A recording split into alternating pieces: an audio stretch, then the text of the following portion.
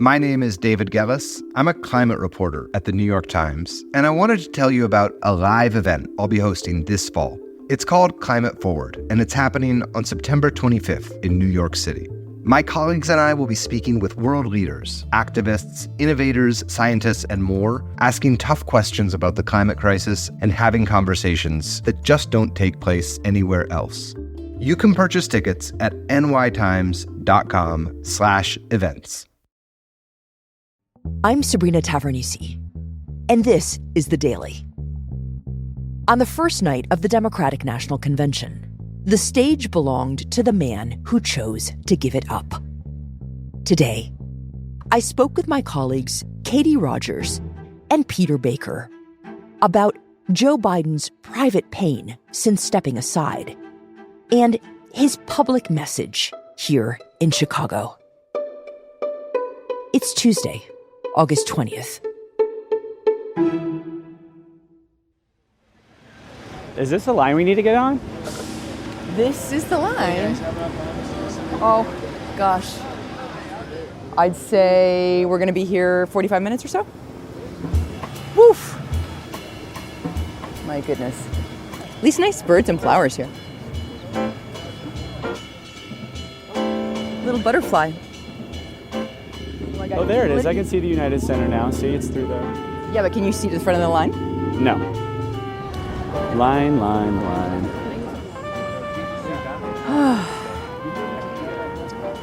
I feel like the season is passing as we're like waiting. There's like a cicada coming up. Yeah, I see some leaves turning. Yeah. You got it. Have your credentials ready? You got it. Oof. Oh, is this the end?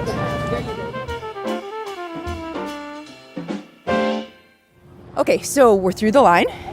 It was indeed 45 minutes, as I predicted. And we are standing outside a giant building with a big blue sign on it that says Democratic National Convention. And it is Kamala Harris's convention. It is her week. But it is Joe Biden's night. Tonight, he's going to take the stage, give a speech to an entire party who forced him out. And many of us know the broad story of how he decided to step aside. But the question always has been, what was the thing in the end that fundamentally made him drop out? But my colleague Katie Rogers has gotten inside the final few days for Biden in making that decision. So we're going to go talk to her about what ultimately drove Biden to make this decision to leave the race. Okay, big New York Times area. Maybe seeing a lot of other people I know. Oh, here she is. Katie. Hi, how are you? Are you ready? Yes. Okay, cool. Welcome. We're so glad to have you. So, Katie, just to start, I wonder if you could reflect for a moment about what this convention was supposed to be up until a month ago. Right. I mean, this is something that President Biden had been looking forward to. He had been workshopping a big convention speech. You know, this is something that Biden didn't get in 2020. If you remember, we were in the middle of a pandemic. This was all done virtually for him. This would have been the very first time in his career that he was the presidential nominee at a huge 50,000 person strong convention. You know, you get the balloons, you get the big banners with your Bidenisms broadcast everywhere. It was a moment this president doesn't really ever get to have. I mean, it's been a moment he's wanted for decades, right? So many people cheering for him and choosing him in a way. It's the validation. He has wanted the validation of being that choice and will not get that now. Instead of this moment where he gets to, you know, lay the groundwork for a second term, he is ending his political career in Chicago on stage. Katie, you and our colleagues have been reporting on why he decided to give up something he wanted so badly. Tell us about what you found. Right. So it starts almost exactly a month ago. The president is campaigning and comes down with COVID and is rushed home on Air Force One to his beach home in Rehoboth in Delaware. There he is joined by his wife, Jill Biden, the First Lady, and there are two other aides who are very close to him. Another key advisor was in Rehoboth at the time, sort of on standby, named Steve Ricchetti. He's the keeper of the president's political relationships. So a lot of the party leaders were funneling their alarm and their worry and their unhappiness through Steve Ricchetti. So Got it. Friday, the president was sick and didn't really get out of bed much. He read the papers by the pool. The next day, though, he gets on the phone, calls Steve Ricchetti and says, I need you and Mike at the house. And Mike is Mike Donnellan, the president's most senior strategist, the writer of his speeches, really the keeper of the Biden flame, if you will. Biden, Ricchetti, and Donnellan go over the polling, go over what people in the party are saying, and essentially say to the president, look, if you want to do this, we can get you there. We have been around, all of us, long enough to know that the polling can be wrong. We can get you there. It's sort of a cultural belief in the Biden circle to not discount polls, but to look at them and say, well, we have been here before, but it is going to be a climb, and you are going to do it alone without the support of Democratic Party leaders. He will be ripping apart his party if he wants to do this. Finally, Biden, who is still sick and weakened with COVID, says to them, well, what would we tell the American people? Meaning if we were to drop out. Exactly, what would we say? And that's really the first moment that Biden wants to see something on paper that is an announcement that he would be leaving the race. The president says to them that he wants to sleep on it. And they let him go upstairs. He's sleeping in a spare bedroom because he has COVID. So he's alone. So he's alone on one of the most important nights of his life. And, you know, people close enough to him to know his thinking in this moment have told me that it was not decided, but everybody sort of knew where he was going. The next morning he gets up, the letter gets finalized, and it is published on X exactly 1 minute after he calls into a senior staff meeting and is reading the letter to them, telling them that he is leaving the race. So it sounds like the calculations for him are not about winning or losing, but really about the party and party unity and not wanting to, as you say, rip it apart. Exactly. What do we know about how he's been feeling about that decision since then? That was a month ago, as we said. Right. So in the moment, you know, it's been described to me as peace, a sense of understanding that he was not willing to do what would have been required of him politically to keep going. And I think in the week since, I think he has experienced a mixture of emotions. The president, it should be noted, I think, is a pretty proud person. There was a really big day a few weeks ago where 3 American hostages were released from Russian custody as part of a really complicated 7-nation prisoner swap. That is, you know, as Jake Sullivan, the president's national security advisor, was fighting back tears talking to us that day, saying, this is vintage Joe Biden. This is what he's best at.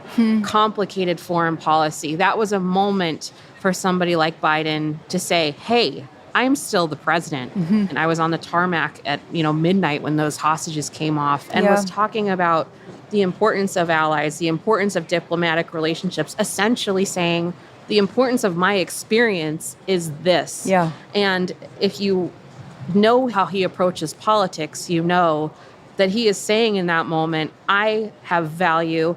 This is what I bring. This is what I am good at. And he wants the chances to be able to say that.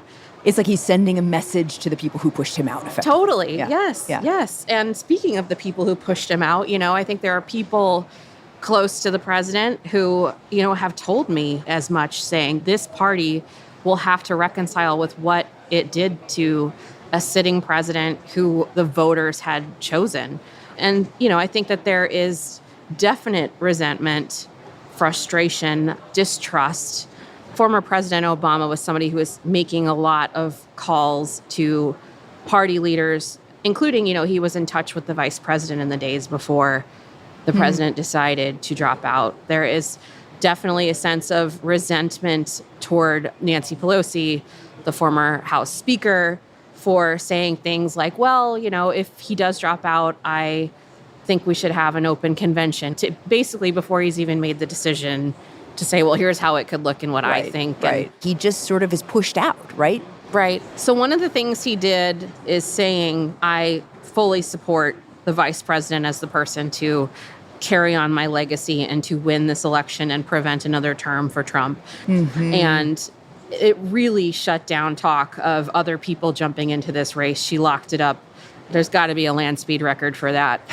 There were these conversations about we don't want it to be a coronation, but, it was pretty close.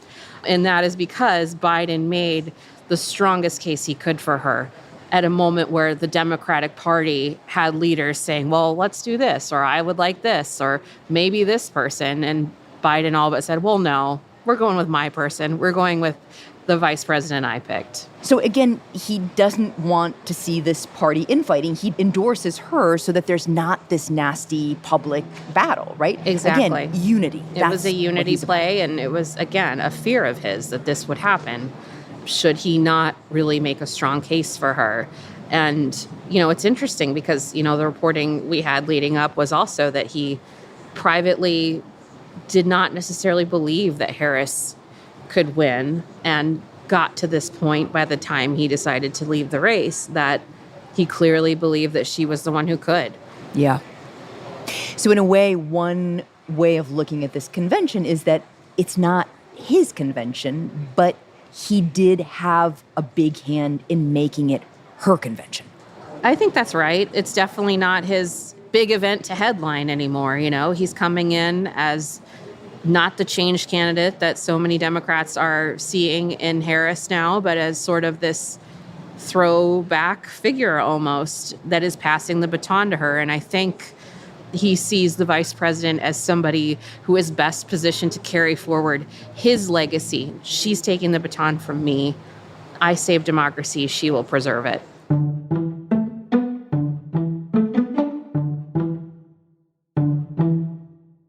And inside the United Center where we are, delegates who are arriving are getting little coffee bean packets that say Cup of Joe on them. And the digital banners will say spread the faith and a couple other Bidenisms. And then they go dark when he's done and they flip over to Harris Walls and the sort of messages associated with her campaign.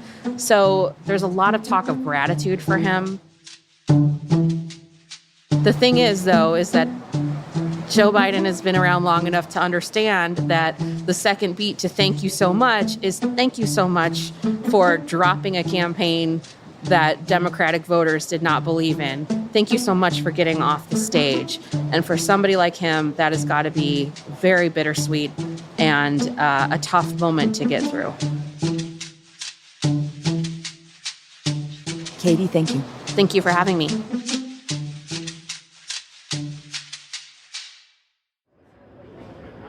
So right now we're at the arena and we are about to go inside to talk to delegates. These are people who will formalize Kamala Harris's nomination.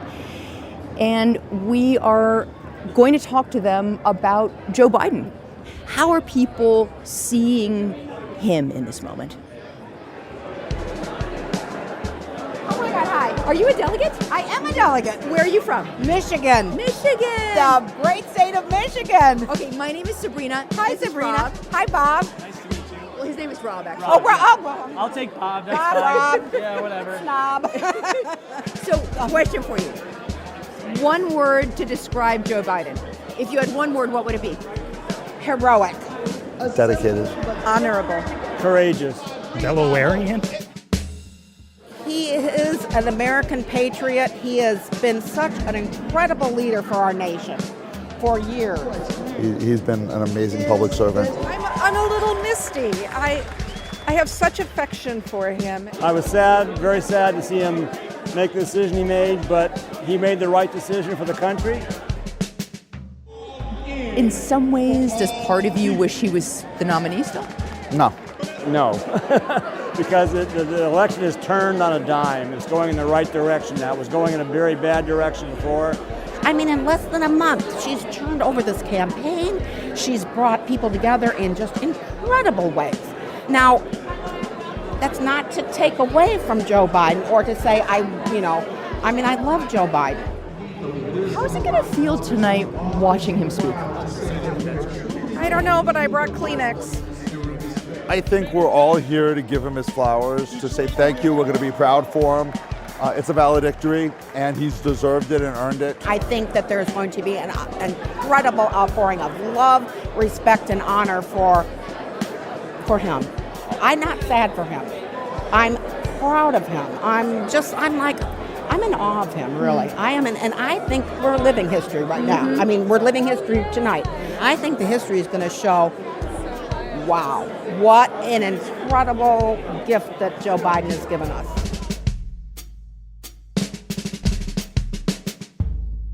We'll be right back. I'm Julian Barnes. I'm an intelligence reporter at the New York Times. I try to find out what the U.S. government is keeping secret.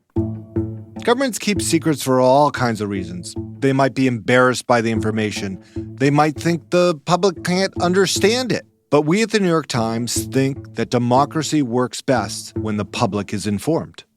It takes a lot of time to find people willing to talk about those secrets. Many people with information have a certain agenda or have a certain angle, and that's why it requires talking to a lot of people to make sure that we're not misled and that we give a complete story to our readers. If the New York Times was not reporting these stories, some of them might never come to light. If you want to support this kind of work, you can do that by subscribing to the New York Times.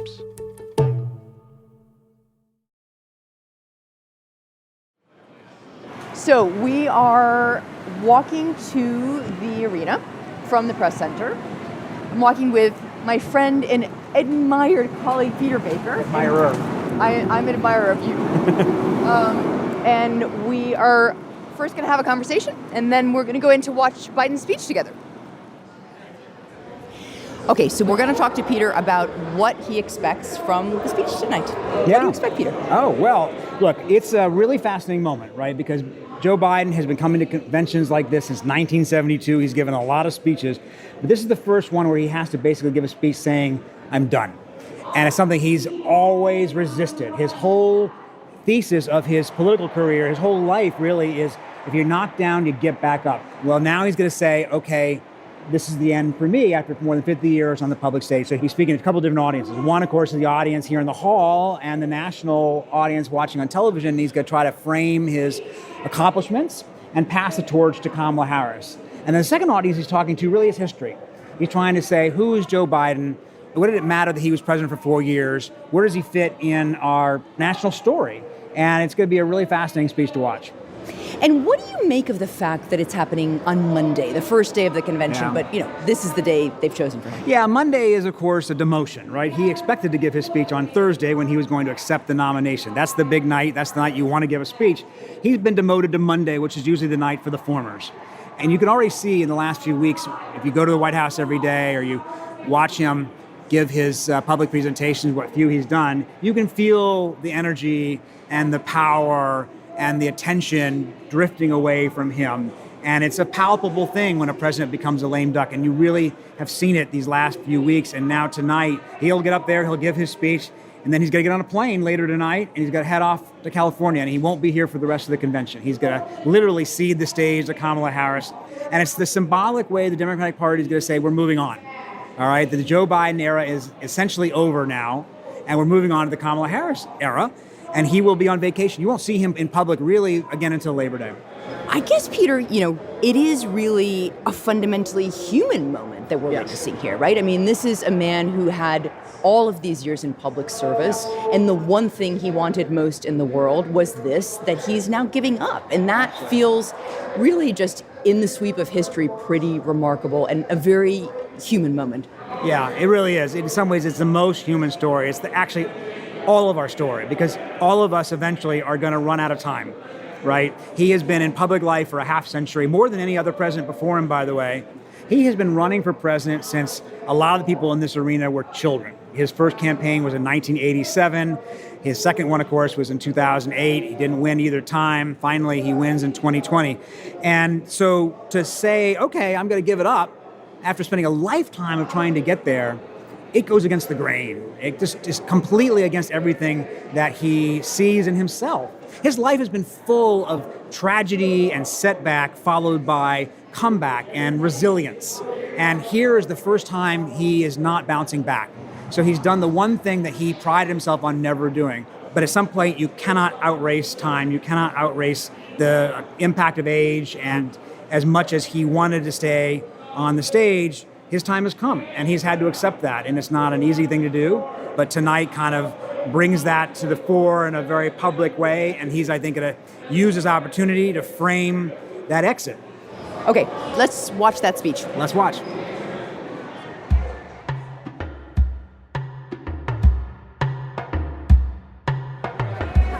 We're going two over. So we're sitting at the very top row in the arena, and you can really see everything from here. It's pretty amazing. Thousands and thousands of delegates, and this huge TV screen.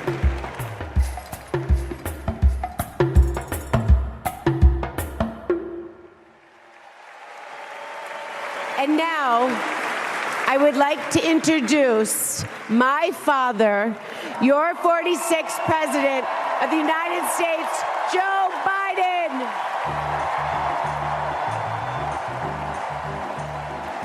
So he's smiling, he's looking up into the crowd, he's putting his hand over his eyes. Thank you. I love you. They're chanting, "Thank you, Joe. Thank you, Joe." His eyes are tearing up. He's always been an emotional politician, not afraid to show emotion in public.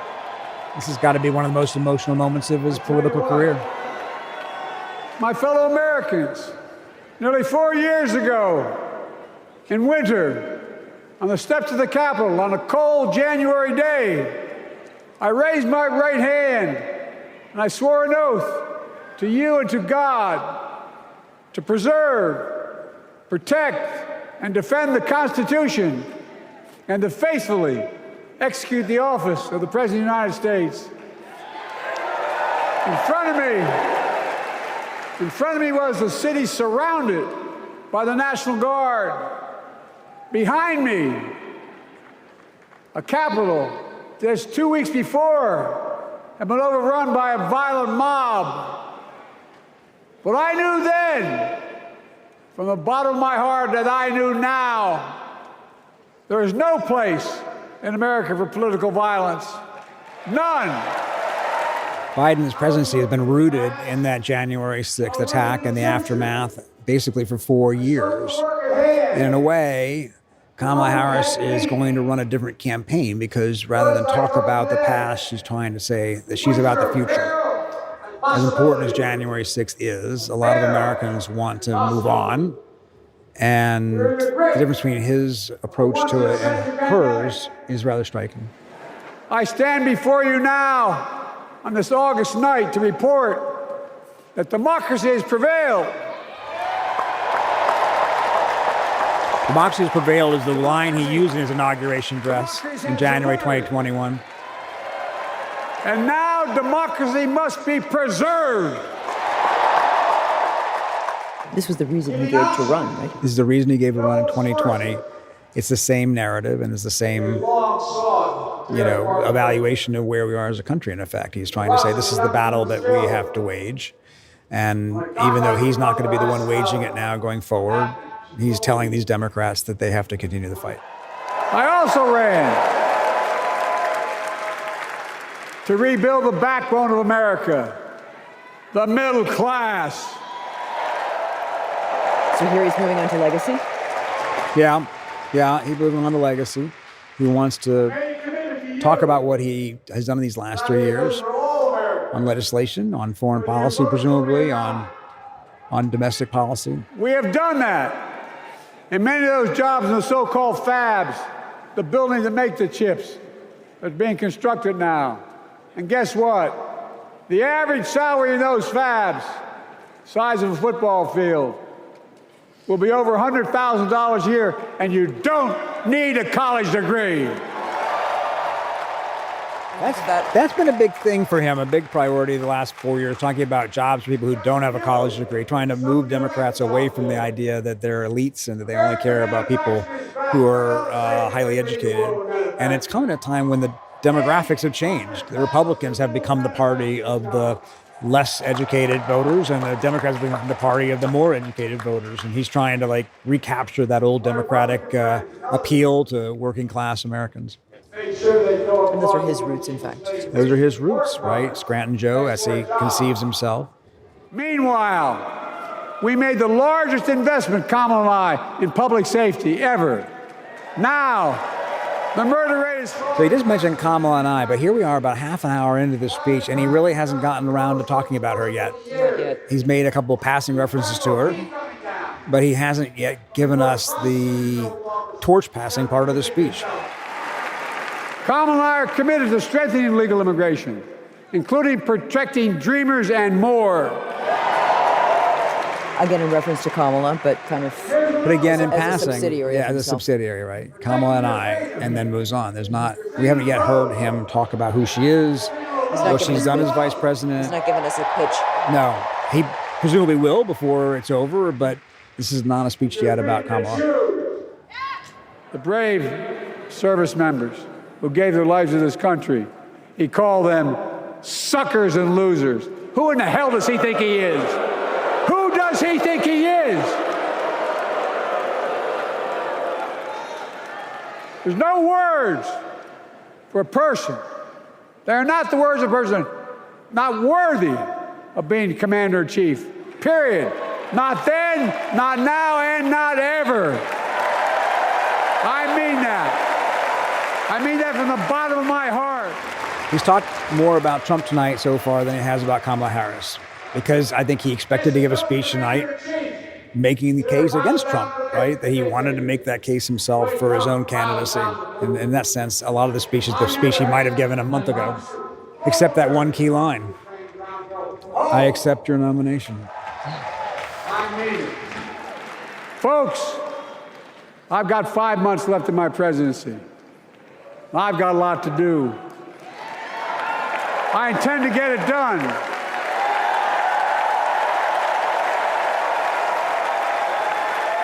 It's been the honor of my lifetime to serve as your president. I love the job, but I love my country more. I love my country more. And all this talk about how I'm angry at all those people who said I should step down, that's not true.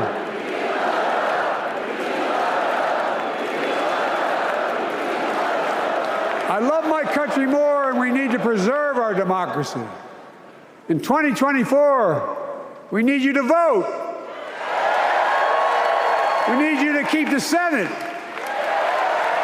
We need you to win back the House of Representatives. And above all, we need you to beat Donald Trump. Yeah. This was his case, right? This was the case he made for himself. Kamala and Tim. Elect Kamala and Tim. He's endorsing them. He's supporting them, but he hasn't really talked about them. We've made incredible progress, but we have more work to do.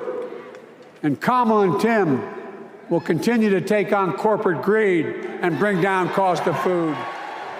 Peter, is he actually passing the torch? Well, he has changed the subject of the sentence from I will to they will. And the rest of it is a lot of what he would have said otherwise. Exactly. They will continue my policy. Exactly. He's outlining what he would have done, in effect, and saying Kamala and Tim will be the ones to carry it out. Selecting Kamala was the very first decision I made when I became our nominee. All right, we're talking a little bit about it now. It was the best decision I made my whole career. Okay. He said it was the best decision he ever made in picking Kamala Harris as his vice president. Now, you could say it's a line, but obviously he understands right now that in some ways she's the most important thing to his legacy. Because if she wins, he will be remembered for what he accomplished and for sacrificing and stepping aside. And if she loses, people will say he hung on too long through hubris or stubbornness or pride, and he didn't set the Democrats up for success. In other words, his legacy is entirely dependent on her and what becomes of her in the next couple of months. Absolutely right. 10 weeks will decide it. America, America, I gave my best to you.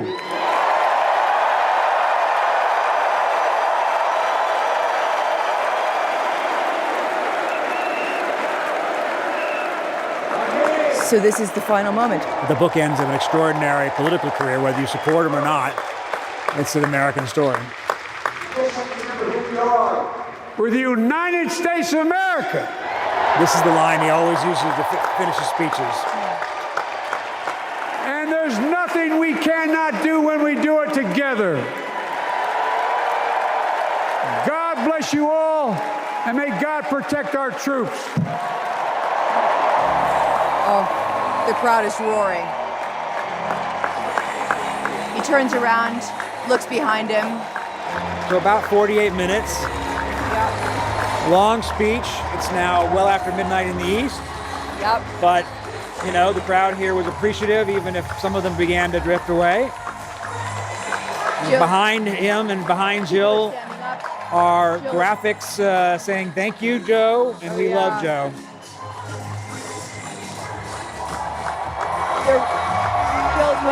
Here's Kamala Harris. Kamala and her husband Doug are joining them. They're embracing. "I love you so much," she just said. Kamala Harris, you can see her lips. "I love you so much," she said, and gave him a hug. And then she just said, "I love you again." This is effectively the torch being passed. In effect, sending the signal to this call to the country and the world that he sees her as his successor. And it's her party now. And if she can win in November, it'll be her White House. So he's clearing the stage. The next 3 nights of this convention, all in prime time, will all be Kamala Harris and the people who are promoting Kamala Harris. Joe Biden won't be here anymore, and it won't be his convention. Oh, and he's leaving the stage, Peter. Now he's leaving the stage, literally, and you can argue politically. That's it. He's gone. That's it.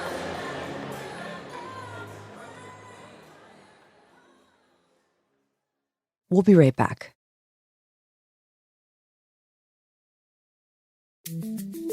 Here's what else you should know today. In a very constructive meeting with Prime Minister Netanyahu today, he confirmed to me that Israel accepts the bridging proposal, that he supports it. Israel accepted an important proposal put forward by international mediators, including the U.S., who are trying to broker a last-ditch plan for a ceasefire between Israel and Hamas. The proposal was described as a bridge toward a larger peace agreement, and Israel's support prompted American Secretary of State, Antony Blinken, to call on Hamas to back the proposal as well. The next important step is for Hamas to say yes, and then, in the coming days, for all of the expert negotiators to get together to work on clear understandings on implementing the agreement. But it's unclear whether Hamas will back the bridge proposal. Hamas has repeatedly claimed that the ceasefire negotiations have been slanted toward Israel.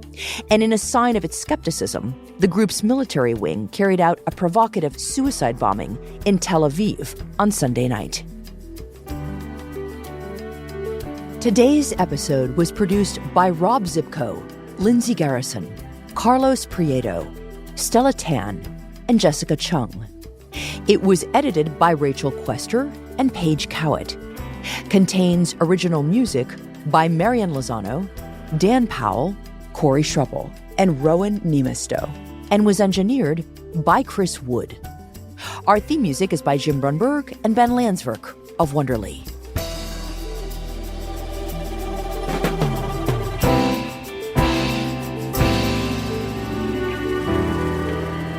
That's it for The Daily. I'm Sabrina Tavernisi. See you tomorrow.